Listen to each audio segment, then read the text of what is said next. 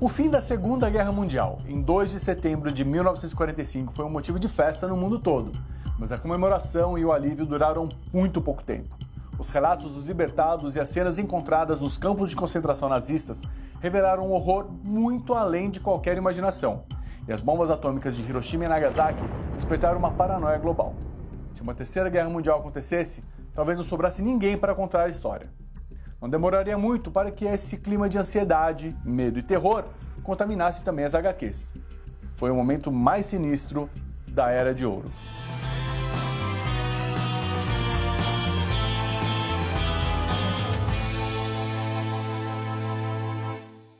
No episódio anterior, você descobriu como a Segunda Guerra Mundial fez a Timely, antecessora da Marvel, bombar com o Capitão América, enquanto a DC Comics preferia adotar um tom menos realista e mais fantasioso.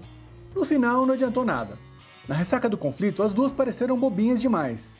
O público perdeu muito do gosto por super-heróis. A realidade assustadora que dominava o noticiário dava a entender que não havia remédio para a crueldade. E que se houvesse com certeza não passaria por um marmanjo usando cueca por cima das calças. A guerra trouxe uma mazela concreta muito grande para as pessoas. As pessoas viam os soldados voltando, elas viam as pessoas sem pernas, as pessoas doentes mentalmente de tudo isso. Começaram a ganhar espaço quadrinhos que pareciam mais realistas, como os de suspense policial, os de Velho Oeste. Investir em propaganda, construindo de novo o lar como um espaço ideal para a mulher. Então, ali, de propaganda de sabão em pó até revistas de histórias em quadrinhos, era sempre representando o quão edifica com o bem-estar do seu esposo e está ali sempre à disposição. Né? Então há ali um movimento que a Trina chama, né, de volta para a cozinha. E o mundo também precisava de um pouco de risada, o que estimulou a volta dos gibis de humor e o nascimento de tiras de jornais hoje consideradas clássicas, como Peanuts e o Recruta Zero. A ficção científica também voltou com tudo. Afinal, Estados Unidos e União Soviética, os grandes vencedores da Segunda Guerra Mundial, logo deslancharam a chamada corrida espacial, uma disputa para ver quem conquistaria o espaço primeiro.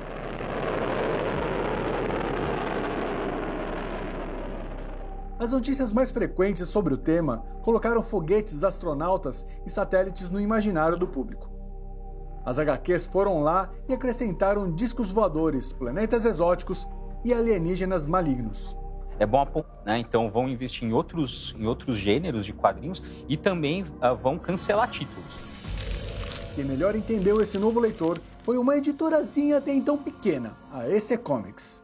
Ela se especializou em revistas de suspense, terror e sci-fi cheios de sangue e temas polêmicos. Mas antes de virar esse Hulk assustador, ela começou como um Bruce Banner, toda boazinha, querendo fazer o bem e ensinar ciência para as crianças. Quando foi criada, em 1944, a sigla EC significava Education Comics. Seu fundador foi Max Gaines, um ex-editor da All American Comics, que saiu de lá bem quando a All American se fundiu com a DC. Mas, como em qualquer boa história de terror, tudo mudou numa reviravolta chocante e violenta. Max morreu aos 52 anos num acidente de barco, em 20 de agosto, que testemunhou em primeira mão a loucura e o horror da Segunda Guerra Mundial. William apostou em historinhas nada didáticas, as que falavam de crime, morte e suspense, e o público devorou com sangue nos olhos. Na EC Comics, que era a maior editora de terror nessa época, dizem que os dois editores da EC Comics, eles queriam explorar o psicológico do povo americano pós-guerra, então eles iam pro absurdo. Dizem também que eles disputavam, os dois editores disputavam para quem faziam as histórias mais mirabolantes, mais malucas. Há duas cenas perturbadoras do sucesso atual de The Walking Dead, com imagens de duas revistas publicadas pela EC no começo dos anos 50. Cuidado com spoilers de The Walking Dead e também cuidado no geral, pois as imagens são uma porrada.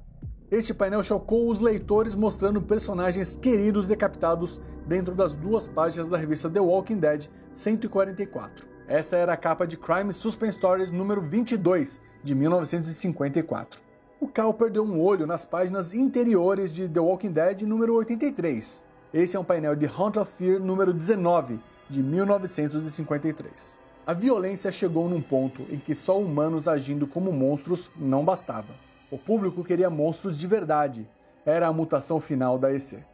Já rebatizada como Entertainment Comics, em abril de 1950, ela encerrou 2 revistas policiais, a Crime Patrol e a War Against Crime, para publicar 2 títulos que se tornariam seu maior sucesso de vendas, Vault of Horror e Crypt of Terror.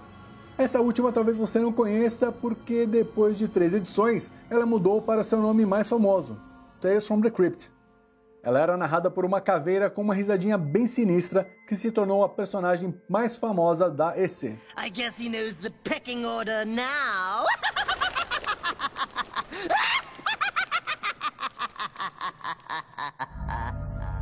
Em junho do mesmo ano, ela lançou a Haunt of Fear e pronto, essa era sua trinca de ouro. Eram Superman, o Batman e Mulher Maravilha da EC. Ainda em 1950, estreou os seus grandes títulos de ficção científica, Weird Science e Weird Fantasy, e chegou até a adaptar vários contos do famoso escritor de sci-fi Ray Bradbury. A EC Comics, né, que publicava vários gibis de terror, vários gibis de ficção científica, a revista Mad, assim, até hoje é, sem dúvida, a melhor editora de gibis, de comic books que já existiu, e não fazia super-heróis. Então estava evoluindo, os artistas estavam ficando mais ambiciosos, a narrativa estava ficando... Você pega uma história do Bernie Kristen, por exemplo, e compara com uma história em quadrinhos de super-heróis da época, assim, a diferença é gritante. E eles também foram os primeiros que começaram a acreditar aos ilustradores, uma coisa que as outras editoras não faziam. Então eles foram que abriram essas portas para ter esse reconhecimento. O fim da Segunda Guerra Mundial foi péssimo para a antecessora da Marvel. Nas histórias, ela perdeu os seus maiores vilões, Hitler e os nazistas. E na vida real, ela também perdeu o público cativo, os soldados que estavam longe de casa nas frentes das batalhas na Europa e também no Oceano Pacífico. Não tinha soro de super soldado que desse jeito. Capitão América começou a perder o fôlego. Tocha Humana e o Namor, então, nem se fale. São pessoas para tempos de guerra, não são pessoas para tempos de paz. O Capitão, ele ficou meio formar isso. Por um tempo, ele até resistiu, porque como ele era o principal, o maior vendedor, todos os outros personagens do Namor, que já existia, e o Tocha Humana, que não é o do Quarteto Fantástico original, eles viraram meio coadjuvantes, apesar de terem nascido antes. Em março de 1949, Human Torch acabou no número 35. Em junho, foi a vez da revista do Namor, que virou a romântica Best Love, lançada 2 meses depois. Mas o pior rolou com o Captain America Comics. Ela acabou no número 73, em julho, mas depois teve mais 2 suspiros. As edições 74 e 75 vieram rebatizadas como Captain America's Weird Tales. Então, a Time tentou manter o Capitão o máximo de tempo possível. E botou ele em contos de aventuras, coisas de mistério e terror, porque o terror e o romance era o que vendia. Na última edição, o Capitão América sequer aparecia. Realmente um fim muito triste para o Sentinela da Liberdade. Quando eles faziam uma nova série, eles pagavam por um registro daquela série. Então, quando a série era cancelada, em vez de eles pagarem outro registro, eles continuavam com o mesmo número, só que com outro título, para poder burlar as questões fiscais. Você tá achando esse vai e vem de títulos mais confuso que o Morre Não Morre da Jean Grey? Isso não era nada. A editora testou várias caras até para si mesma. Martin Goodman, o fundador da Timely, havia registrado diversas marcas em seu nome e no nome de parentes, para driblar a burocracia ou os impostos. Inclusive Marvel, que ele usou sem muito critério em várias capas, como a edição 12 de All Surprise Comics ou mesmo na própria All Winners Comics número 21. Mas foi em 1950 que ele fez sua maior transição. Criou sua própria companhia de distribuição, a Atlas, e decidiu rebatizar a editora com o mesmo nome um ano depois. Não deixava de ser uma jogada estratégica. A nova grife era um jeito de se afastar dos super-heróis. Não que Martin Goodman ou seu editor, Stan Lee, se importassem. Para o patrão, o importante era continuar ganhando dinheiro. Para o funcionário, o importante era simplesmente manter o emprego. A ordem era embarcar em qual fosse a onda do momento. A tal linha editorial não era uma reta, era na verdade um zigue-zague em todas as direções. Quando filmes de western começaram a fazer sucesso, surgiram as HQs Two Gun Kid e Kid Code Hero of the West. E quando o italiano Sergio Bonelli lançou o mais famoso cowboy dos quadrinhos, Tex, Stan Lee não teve dúvidas. Criou sua própria versão, Tex Taylor. Em 1950, os Estados Unidos entraram na Guerra da Coreia, e lá veio uma enxurrada de títulos genéricos como War Comics, Battlefield e Battlefront. E quando a ficção científica estava bombando, a Atlas lançou Journey to the Mystery em 1952. 10 anos depois, foi nela que surgiu um certo deus nórdico com um martelo. Para dar conta de tudo isso, Stan Lee chegou a ter uma grande equipe à sua disposição, com vários jovens talentosos dispostos a tudo para desenhar uma revista da Timely ou da Atlas. Todos eles se tornariam artistas influentes na Marvel no futuro. Stan não tinha do que reclamar. O período de vacas gordas durante a Segunda Guerra havia assegurado a sua transformação em playboy. E como editor, ele era um showman, criando diversas histórias, supervisionando várias outras e ainda fazendo graça no escritório. Mas o fim da febre dos super-heróis lhe deu algumas dores de cabeça. Em 1949, Martin Goodman descobriu um armário onde Stan havia estocado dezenas de histórias prontas e pagas para serem usadas em situação de emergência.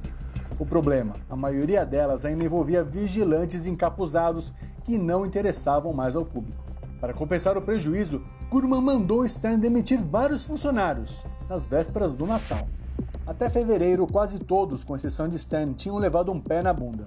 Mas logo a demanda por quadrinhos de guerra e terror exigiria que muitos fossem contratados ou recontratados, mas agora como freelancer. Para variar, os quadrinistas tinham que se contentar com o trabalho que passava pela frente. O respeito estava em falta. O final da década de 40 e o começo dos anos 50 foram um momento de queda de popularidade dos super-heróis dentro dos quadrinhos. Como mostramos até agora, vários criadores começaram a perder seus empregos, mesmo nas grandes editoras. Jack Kirby e Joe Simons, criadores do Capitão América, viram as vendas de seu personagem caírem demais quando a Segunda Guerra Mundial acabou. Eles começaram a prestar atenção em outros gêneros de quadrinhos que estavam populares na época, e isso os levou a fazer quadrinhos de romance. Os dois criavam histórias para a revista Young Romance, que estreou em 1947 e tratava de temas como sensualidade, desejo reprimido e preconceito. Eles montam um negócio de quadrinhos românticos e tal. Ele é o pioneiro dos quadrinhos românticos, quer dizer, você vê, tinha os quadrinhos para mulheres, mas esses quadrinhos para mulheres, frequentemente, na maior parte das vezes, era escrito por homens ainda. Mas ele ganhou certamente mais dinheiro com os quadrinhos românticos do que ele jamais ganhou com super-heróis, assim, eu acho que... Mas é isso daqui, assim, todos os caras, os melhores artistas, os caras que tinham maiores ambições, foram saindo do negócio de super-heróis e estavam indo fazer outras coisas. O Bill Finger, que é que era da DC, ele começou a escrever tirinhas. Ele escreveu tirinhas, ele escreveu alguns contos de terror. O Joe Shuster, ele já foi para a parte mais do terror também, e ele escreveu alguns contos eróticos violentos, tipo BDSM. Então ele teve essa época que quando os quadrinhos de super-heróis estavam em baixa, ele foi migrando para essa parte e ele escreveu romances violentos. Enquanto isso, a recessão no nicho de quadrinhos de super-herói levou Will Eisner a trabalhar de volta para seu antigo chefe, o Exército dos Estados Unidos. Eisner foi muito ativo durante a Segunda Guerra Mundial, quando produziu ilustrações, pôsteres e histórias para diversos materiais de propaganda motivacional. Quando a guerra acabou, o mestre voltou a trabalhar com a revista do Spirit, mas a publicação também não resistiu à queda dos super-heróis e chegou a ser cancelada em 1952. Jonathan P. Mills, que criou a Mulher Pantera, teve problemas de saúde e se afastou do trabalho, o que levou ao cancelamento da revista de sua personagem em 1951. June passaria o resto de sua vida trabalhando com arte comercial, fazendo apenas mais uma história para a Marvel, na revista Our Love Story, em 1971. Ela morreu por complicações pulmonares em 1988. Bill Everett, criador do Namor, continuou nas histórias de super-heróis apesar da queda de popularidade. Em seguida, Bill partiu para uma história de terror e ficção científica dentro da Timely Marvel. Um exemplo era a série Venus, revista que estreou em 1948 e apresentou em sua 6ª edição uma primeira versão do Loki, o inimigo do Thor. Falamos muito dos destinos de vários criadores da Timely Marvel e também de outras editoras, mas você deve estar se perguntando, e na DC? A All American Publication e a DC Comics se fundiram, originando a National Periodical Publications. Essa nova editora usava um logo que era uma amálgama dos 3 nomes, mas ainda tinha DC em destaque. Flash vai ser cancelado, Lanterna Verde vai ser cancelado, muitos títulos vão ser cancelados, embora o Superman e o Batman continuem numa publicação. A Mulher Maravilha, acho que eles conseguiram se segurar. Mas aí começaram a introduzir algumas coisas para deixar mais leve. Entraram os sidekicks, por exemplo, para ajudar o Batman ali, que foi o, né? Entraram também os pares românticos. A Mulher Maravilha teve que ter um par romântico, porque ela era uma mulher que diziam que ela causava... Não era um bom exemplo para as moças, porque ela batia nas pessoas, ela era uma super-heroína. Foi quando eles começaram a colocar um par romântico para ela, que ela teve que ter umas revistas falando sobre o romance dela com o par dela. Então, as editoras começaram a colocar isso, romance, começaram a colocar umas histórias bem mais leves, que não tinham a ver muito com guerra, nem com crimes. Então, tiveram que rebolar para poder se sustentar ali nessa nova era. E aí a Mulher Maravilha meio que ela se apagou. Do mesmo jeito que ela surgiu bem constituída, uma personagem já mais formada do que os outros, hoje em dia, inclusive, ela não tem tantas histórias icônicas quanto os outros. Ela ficou muito perdida, ela sempre tenta surgir e volta. Ela tem histórias ótimas. Iquiteia, a face do Jorge Pérez, mas em vários momentos ela foi largada de lado. Então, foi difícil para a Mulher Maravilha. Ela serviu mesmo para os fundos, eu acho, de guerra, de fomentar as mulheres a acharem que elas tinham a força para manter a máquina girando. Em 1947, experimentaram com o humor, publicando a revista A Date with Judy. A trama era baseada em uma série de rádio muito popular nos anos 40. A mesma franquia inspirou o filme de mesmo nome, com Carmen Miranda e Elizabeth Taylor no elenco. No Brasil, o longa é conhecido como O Príncipe Encantado. Lançaram a Girls Love Stories, uma revista de romance voltada ao público feminino, que estreou em 1949. Alguns desenhistas de peso passaram pelo título, como John Romita Pai e o Gil Kane. 3, 2, 1, fire! A DC também atirou para o alto. Em 1950, estreou nos cinemas o filme Destino à Lua, a primeira ficção científica em cores e também a primeira superprodução do gênero em quase 15 anos. Esse foi um dos marcos do ressurgimento da ficção científica em plena corrida espacial. A DC rapidamente usou uma foto do filme na capa de estreia da revista Strange Adventures, que era mais focada em sci-fi. Para entrar na onda dos títulos sobre guerra, mudaram o título e a direção editorial de Star Spangled Comics. Antes era uma revista de super-heróis, que chegou inclusive a ser Casa das Aventuras solo do Robin, desde o número 65, publicado em 1947. Mas a partir de 1952, a publicação muda de nome para Star Spangled War Stories e passa a focar em histórias de guerra mais calcadas na realidade. Se por um lado a National queria expandir os horizontes e publicar títulos que tivessem apelo de vários públicos, era importante fazer alguma coisa para proteger seus dois maiores personagens, Batman e Superman. A estratégia da editora foi manter a dupla em constante exposição, também fora de suas revistas. Tanto o Superman quanto o Batman, eles nascem e pouco tempo depois eles já migram para outras mídias, né? O Superman nasce em 38, em 40 já tem um programa de rádio. O Batman em 39 e 43 já tem uma série cinematográfica. Então essa diversificação de mídias vai gerar também mais público, porque são públicos diferentes que consomem, né? Às vezes eles se encontram, mas são públicos diferentes. Isso vai alimentar, né, o interesse do público geral pelo personagem. Então o personagem que você viu na banca lá, você viu o quadrinho, você vê no cinema e vice-versa. Acho que isso ajuda a fortalecer e a consolidar um público que vai querer consumir aquilo. No caso do Batman, ele já havia sido estrela de um filme serializado em 1943, com Lewis Wilson no papel principal. Foi a primeira vez que o Homem-Morcego apareceu nos cinemas. Um segundo filme serializado estreou em 1949, chamado Batman e Robin, com Robert Leary e também Johnny Duca no papel da dupla dinâmica. No caso do Superman, além de estrelar em filmes e programas de rádio, a expansão do alcance do personagem também mirou telas menores. Em 1952, estreou a série de televisão Adventures of Superman, que durou até 58 e tinha George Reeves no papel principal. Ao contrário da série de rádio, que era voltada para crianças, o seriado de TV tinha temas de interesse do público em geral. Bill Finger, o outro pai do Batman, começou a trabalhar com o Homem de Aço nos quadrinhos durante este período. Escrevendo as histórias da revista Superboy, Finger criou o personagem Lana Lang, o primeiro amor da vida de Clark Kent. Ela estreou em Superboy 10, de 1950. No meio da crise do mercado de super-heróis, a National fez o Superman e o Batman se encontrarem pela primeira vez em 1952, na revista Superman número 76. Essa história fez tanto sucesso que a revista World Finest Comics foi reformulada para virar um título de aventuras em dupla do Homem-Morcego e do Homem de Aço, a partir da edição número 71, de 1954. Antes disso, a publicação só mostrava histórias separadas dos dois heróis. Pois é, aos trancos e barrancos, a indústria de quadrinhos foi se adaptando à falta de interesse do público aos super-heróis. Mas se esse foi um período de experimentar e também de assumir riscos, era claro que algum tipo de resposta iria surgir.